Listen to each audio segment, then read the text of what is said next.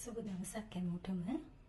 මම මේ සාලු ගැඹුරු තෙලේ හොඳින් බැදගෙන රසවත් විදිහට හදාගන්න හදන විදියක් මම කියලා දෙන්න යන්නේ.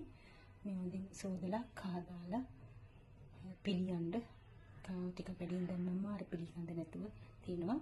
ඉතින් අපි බැදගමු.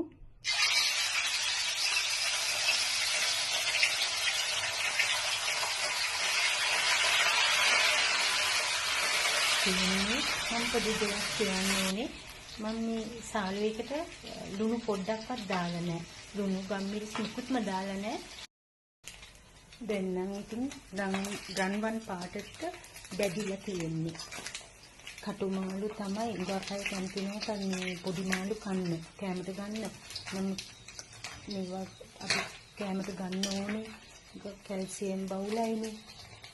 ඉතින් මේ ටිකක් ගැඹුරට මෙහෙම බැදගත්තාම කටු වල ප්‍රශ්නයක් ඉතින් නෑ. මොකද ඒ කටු බැදෙනවා හොඳින්. ඒක හොඳට අපල අපිට කන්න පුළුවන්. දැන් මේක හොඳට බැදීගෙන තියෙන්නේ.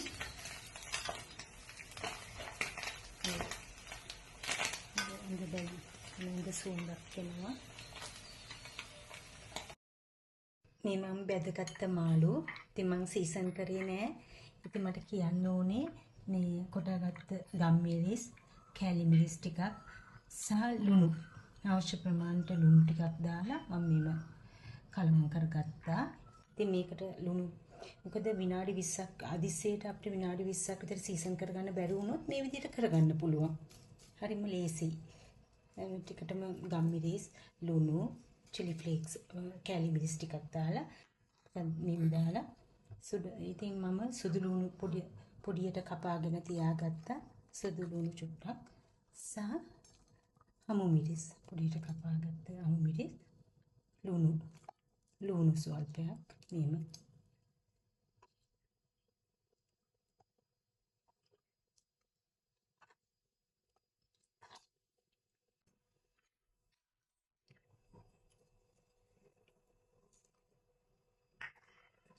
ඉතින් අපේ ආහාරයට ගන්න පුළුවන්.